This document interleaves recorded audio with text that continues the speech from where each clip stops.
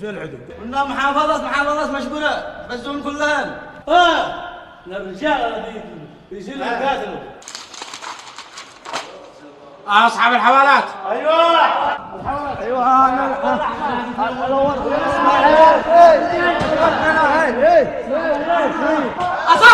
عصا يا صدع يا اخي الله يرضى عليك. يا اخي تنظموا يا عود احنا اخي.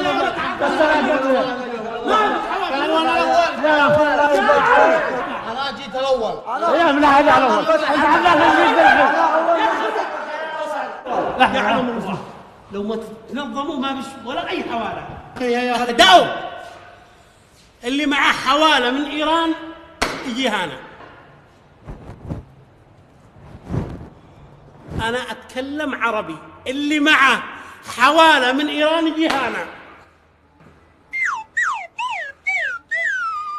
طيب اللي معه حواله من السعوديه يجي هنا.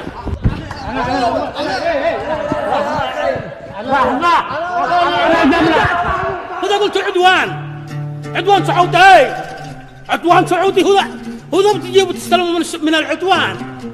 السعودية اللي تقول عليها عدوان بتصرف عليكم وعلى أسركم. بتصرف على كم من أسرة عشرات السنين، والسعودية بتدعمنا بكل ما تجود به. بتفتح لنا المدارس والكليات والمستشفيات. عمرها ما وقفت يوم من الأيام إلا معانا في الكوارث، في النوازل، في المصايب، في الزلازل. والسعودية أول دولة توقف.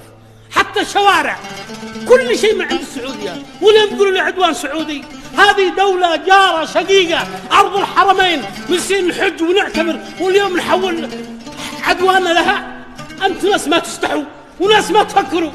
هذه السعودية اللي دائما توقف معانا، مش إيران اللي عمرنا ما شفنا منها خير إلا في خراب البلد. واليوم يقولوا لي عدوان سعودي. حتى واليوم وبعد الحرب ما زال مركز الملك سلمان بيدعم حتى لا دخل صعده. ولكن ولا تفهموا والله.